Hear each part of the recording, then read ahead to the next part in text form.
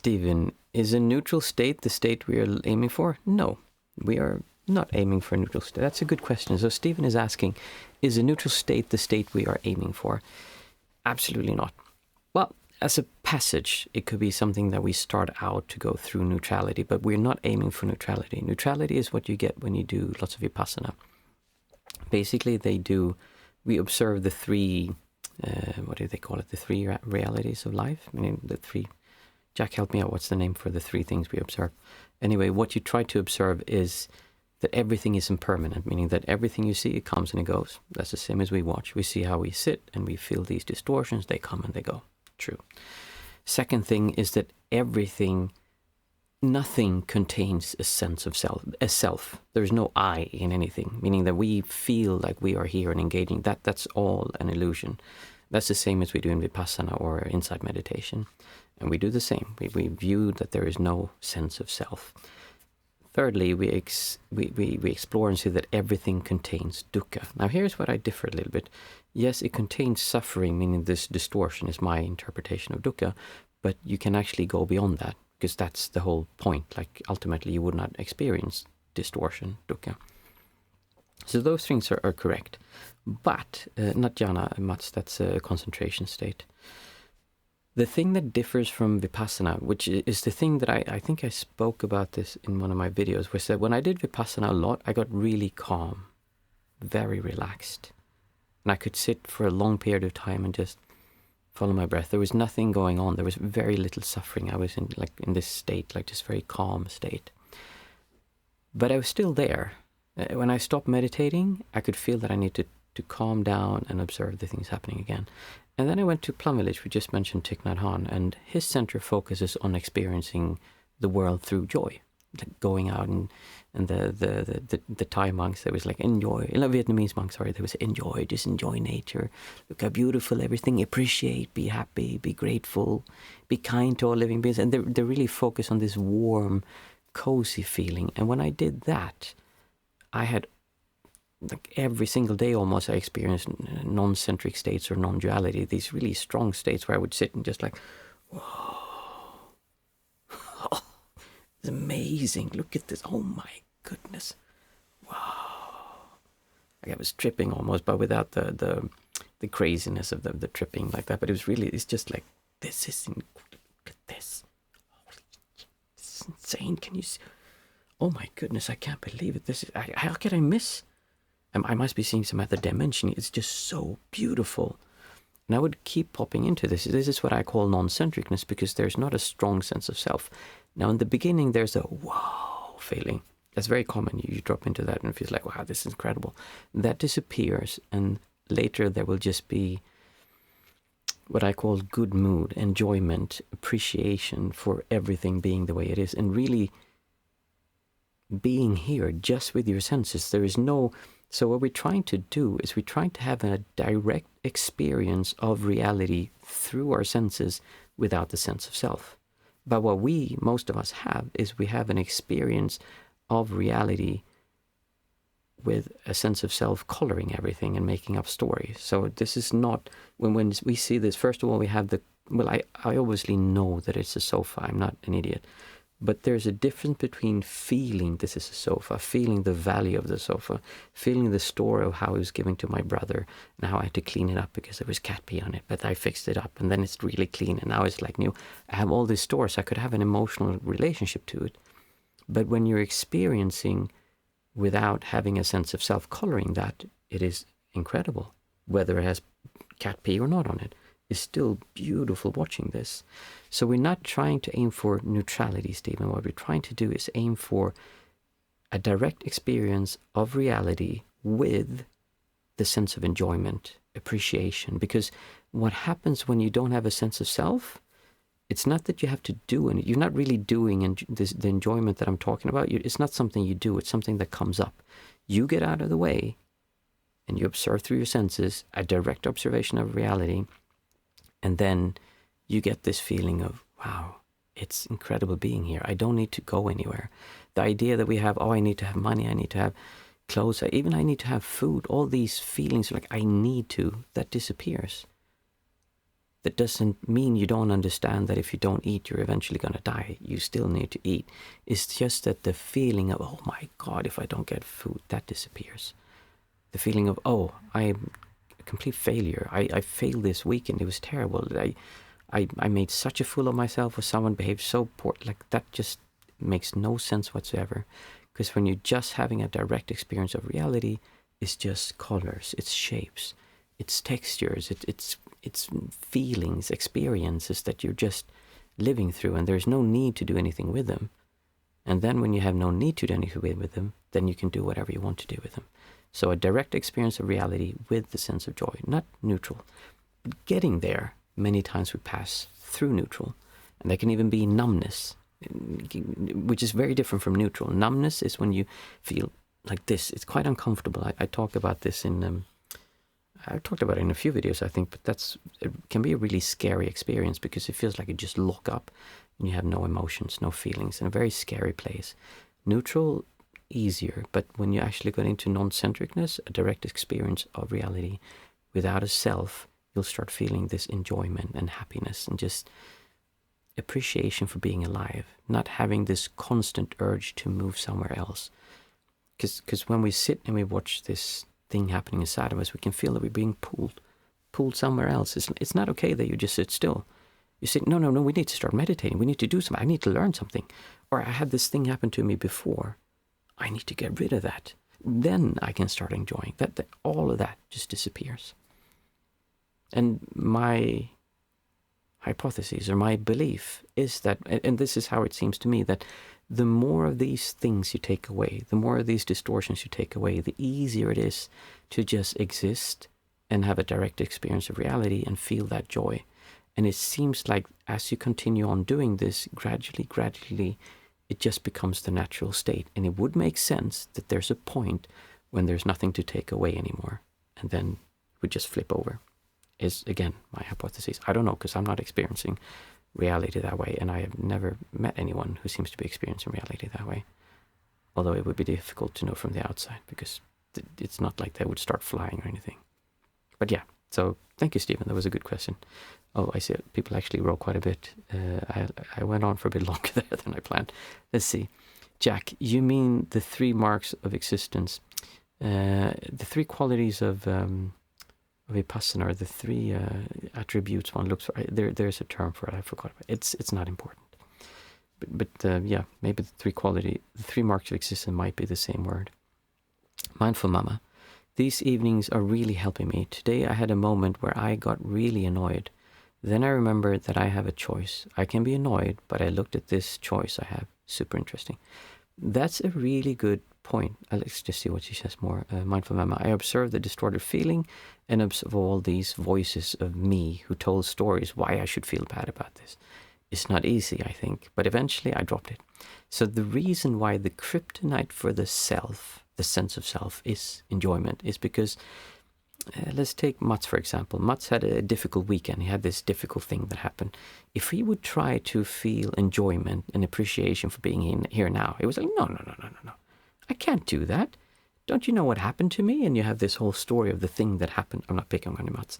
This thing that happened in this weekend, and it keeps pushing her. Like, I can't just let go of that. I can't just enjoy being here. No, because this happened, and then you have this sense of self here that goes out and pushes over there, and it creates this distortion. But when you focus on directly experiencing your senses just as it is, without this distortion, the self is going to go and say like, no, we're not going to do that. Are you kidding me? You've been hurt. Someone mistreated you. This went wrong. You lost this. This happened. That was terrible. You didn't get any sleep. You went out and you got drunk and you dropped a brick on your toe, and that made you drop your keys in the ocean, and you had that phone number to that beautiful, oh my God, I can't believe I missed this. That's all stories. I mean, that might be true, and it might mean you need to do something about it, but the self can't allow you to feel good because of all these things. And when you start questioning that, it really doesn't make any sense, because that's just like, it's not now. We're sitting here now. There's no reason why that would force you to feel bad now. It really is enjoying a direct experience of our senses. And when you do that, you scale away like time, past and future just doesn't really exist, because you're just experiencing this thin slice of now.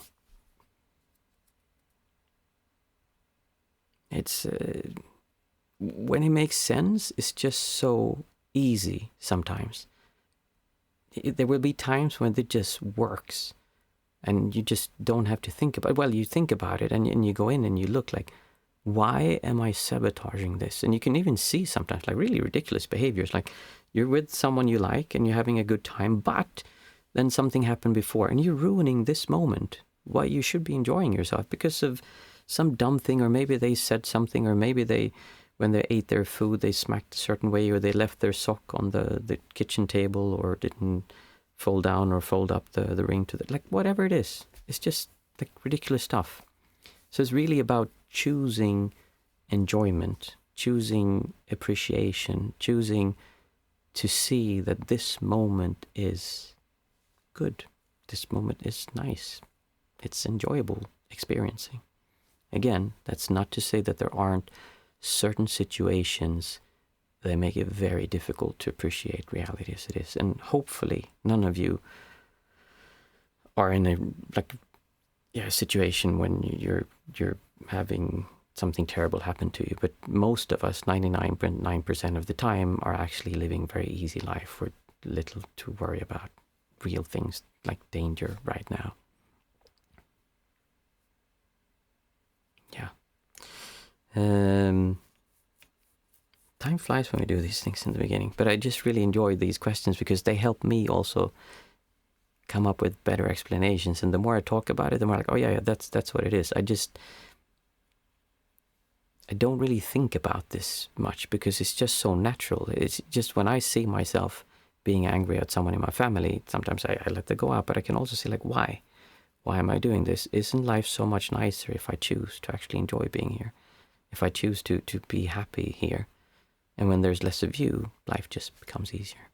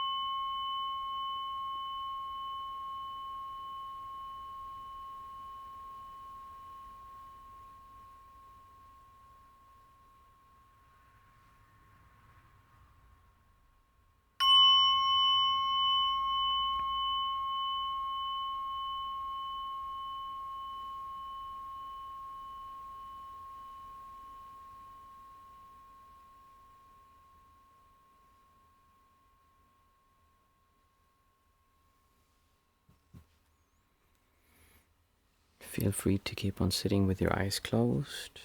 Just continue sitting, or if you want to or have any questions, post them in the chat, or just have a cup of tea with me.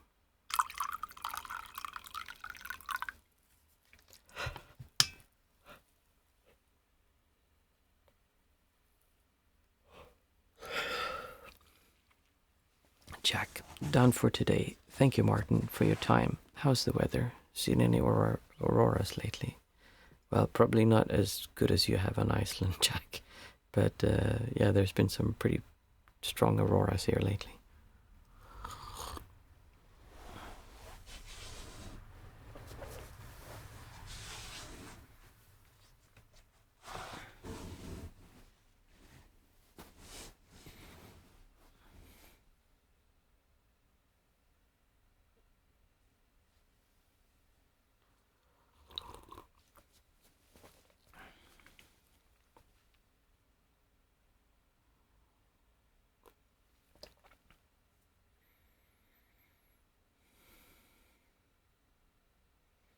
Mindful Mama, thank you. Bedtime for me. Nice. I am really tired as well. If no one has any direct question or any thoughts about the meditation, then I think we'll call it a night.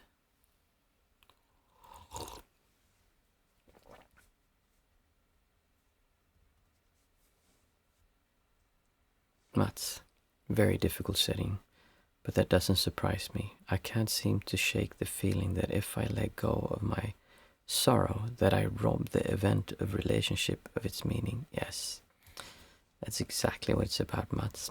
And that's why I say that feeling good and enjoying your senses is the kryptonite to the self, because the sense comes in and says, who would I be if I didn't feel bad about this?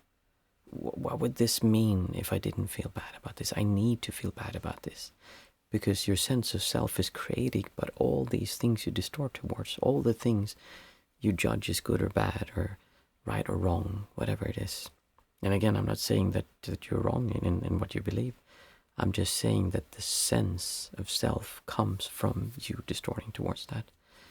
The interesting thing is that when you stop distorting towards it, you can still make a choice. But you're not doing it just because you feel bad. You're doing it because it's what you believe is the right thing to do, or what you think is the best use of your time, the best way to do things. But it's not because of this system controlling you.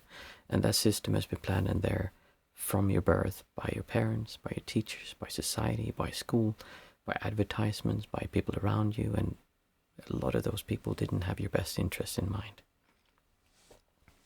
Jack Crasher, good night. Good night, Jack. Stephen, how do you not take the spiritual path too seriously? Just don't take it too seriously. I mean, it's part of the game, Stephen. You kind of have to take it too seriously at some one time or another. It's just going to happen. Everyone does when they start out. It's just, you'll start having all these beads and necklaces and cows and sit and chant and do things and do rites and rituals that you believe are important and talk to your spirit guides and like all this stuff. And again, I'm not saying that's real or unreal. I'm just saying that people tend to always go too deep in at first. And then hopefully after a while they calm that down a little bit. So I wouldn't be too worried about it. I mean, if it happens, it happens. I was fortunate that I never really went too far into it. I was always able to stay real, if I can say it that way. And I think part of the reason is because I was not into it for religion. I was into it because I was suffering. I was really annoyed that I could never find fulfillment, that I always wanted more, that I always believed that I needed to have this thing. And I had seen that so many times over and over and over that when I got into meditation and spiritual practice, I didn't fall into the trap that many others do, that, oh, I'm going to get more experiences, I'm going to have more people, I'm going to save the world, and if I do that, then I'll be... No. I mean, I knew from the start that that's not going to work. Mats, I kind of feel lost in distortion, like I'm on autopilot. Meditation sometimes lets me take a step back, at least, just totally controlled by the pull of ego. And it's actually a really good point.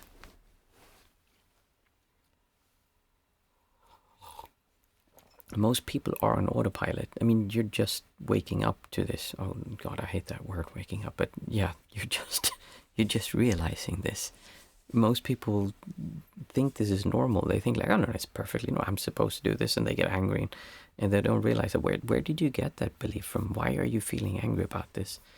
And if you would have grown up on the other camp who are angry at you, maybe like you would have probably felt the way the other people in that group do. And it's just, we have all these things planted inside of us, and there is something to be said to, you need to suffer. You need to, take Nhat Hanh again, to take him, because he has some very beautiful quotes, and one of them is, no mud, no lotus. In other words, if there's no mud, there cannot be a lotus who come up and blossom. And that is a good analogy. You need to suffer to be able to overcome this, because if it's not hurting enough, then you have no reason to stop it from happening. And for a lot of people, I mean, that's true. A lot of people just function and they work and they think it's okay. And especially when we're younger, we don't have much of an issue with it the way we have when we get older. I think it's worse today because of social media, because it makes you feel so much more distortion than at least I did when I was at their age. They're judged by everyone now. They have much more influence about things to feel bad about. So I think that's something that's hurting our youth and older people as well. But there is something to be said for suffering, because when you feel that distortion and how it hurts, eventually you'll get so sick and tired of it. I'm like, I just want this to stop. Just take it away from me. I don't want this anymore. And that's the point when you will really start looking, okay, where is this coming from? I talked about in the meditation, there's a sense of a center point and it goes out. And you start looking at that, and you need to really, like I said, we don't push these feelings down. We don't shove it down and say, oh, I shouldn't feel this. Or we don't try to transmute them by saying, oh, it's okay, we're going to live a different life next time. Or the reason you're feeling this now is because of karma from a past life. We're not trying to just make it feel better. We're actually trying to feel, no, what does it feel like to feel betrayed, to feel hurt, to feel ashamed, to feel like I did something wrong or I did something right, and just let that come up. Don't resist it. Don't hold on to it. Don't make it a part of you. Just feel that feeling and see that that is uncomfortable. I signed up on dating apps again. Those are pure distortion machines for me. Yeah, I can imagine. I kind of want to try to get over it. Just want to sit with that. But feeling unlovable really hits a sensitive spot. My brother got divorced last year, and he started going on to dating apps as well, and he said the same thing. It's just crazy out there, and there's so many weird people.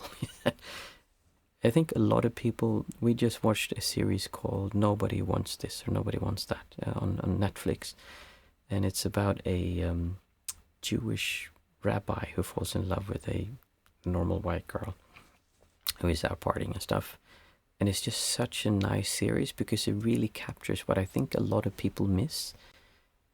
Just normalness. Like just we don't need all this crap and all that. Like, no, it's just two people who like each other. And there's something very nice about just being a normal person. And when you go out on dating apps, there's so many, like, people want different things from those things. So I think a lot of people really just want to meet a normal person. Someone who's just like, they don't need to be billionaires, they don't need to be photo model, just someone you can depend on, someone you can trust. I mean, I've been in a relationship for 9 years, and there's a lot of things that we had to work through. But one of the things that really stand at the bottom of it is that we love each other. We really enjoy each other's company. We trust each other. I mean, I can count on my hand the amount of times I've been jealous, and that's not because of something my partner did. It's because of something that just I reacted to from my past. So I can understand how that can be distortion. If you wanted to work with it as a distortion practice, you could do a variation of the video meditation where you would actually sit down, you'd meditate, try to let go of all the distortion, then you open up the app and you can just sit with the telephone in front of you and see if you can see this, like I said, the distortion. There's a center point coming out and it goes out, and you just let that feel where is the origin of that, and see if you can kind of dismantle it by just letting it come up and seeing that there's nothing there. And then you can start the app and you can start, I don't know if you swipe or if you scroll. I haven't actually, I should look at one of those. I'm not sure what my partner would think about that, but I'm curious to see how they actually work, because I don't think I've ever seen one. I've been fortunate not to have to do that. And then you just see what comes up. And you look at that distortion. You don't need to click on anyone, but the funny thing is that if you do that, I found that my best choices are made when I'm not really there. And I don't mean I'm lost in my thoughts. I mean when I'm not distorting. And things just tend to work out when I'm not distorting. So I would try that. Mats, I really felt the origin of the distortion during today's meeting. Good. And it hurts, right? It sucks. It really sucks. And when you realize that you're doing this to yourself 24/7, then you're like, what am I doing? This is insane. And that's what I said, no lotus. You kind of need to see, hey, wait a minute, this hurts. Someone who's stuck in, I'm just going to work more and get more money and hasn't really seen this, then it makes no sense to stop it. You kind of need to get to a point where you stop and look at this, and that has to come from within. So that's good. Let's see, it's getting late, so we're going to stop soon, but I'll take a few more. JVB, how do we build trust in ourselves that the decisions we make are because we truly believe they're the best decision for us? Okay, so here again comes something that I'm different from most people. I don't really see that as the main thing. Because you're talking about what's best for you. that's personal development, making good decisions. And I'm sure there are a lot of good decision methods that you could practice for doing that. But something much more useful is that you can feel, how do I distort against this? Like if you have a choice between A and B, and you sit with these choices, and this one really distorts, this one really pulls, and you sit with those and you just focus on seeing the origin of that distortion, of feeling the pain from making this decision, and just using that as an exercise, and then not caring about the outcome. Again, don't do anything stupid. Don't like do something that will hurt you financially or physically in any way. I'm just saying, like, practice this with smaller choices that don't make much of a difference in the beginning. But then eventually, this is really the best way to make decisions. When you don't feel distortion, then you'll think clearly. Because when you go in and say you're going to make a choice whether should we take it for me. Okay, so I'm in a situation where I'm doing this and I really enjoy doing this. Should I buy a course where I can learn how to actually earn money from doing this and make courses for other people so that I can teach better?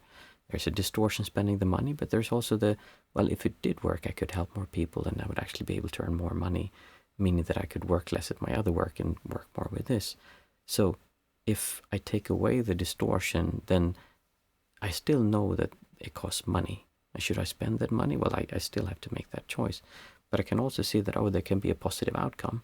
And I can think of it not from fear of losing the money, not from any kind of greed that I want to have all this money, but just out of the perspective, what do I believe is the best use of my time and my resources?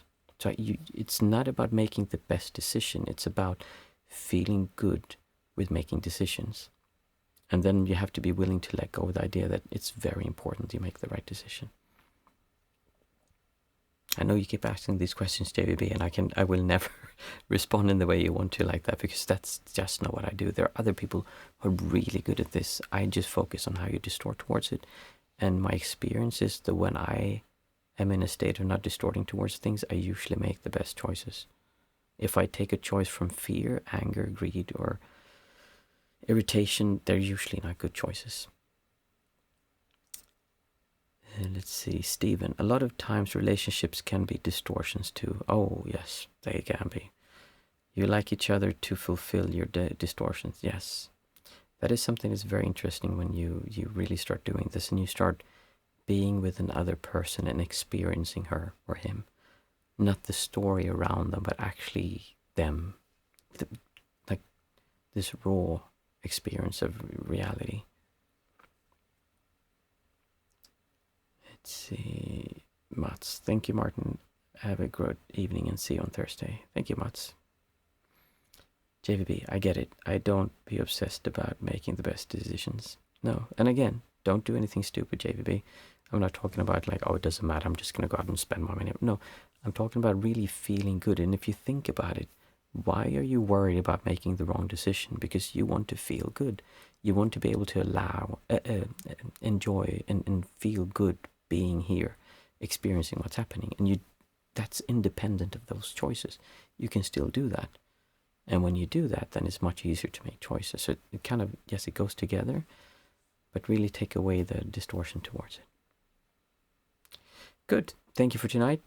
Beautiful sitting as always, and I love your questions and our discussions. I wish everyone I was going to say weekend, but it's not, an amazing week, and I'll see you all on Thursday again. Thank you.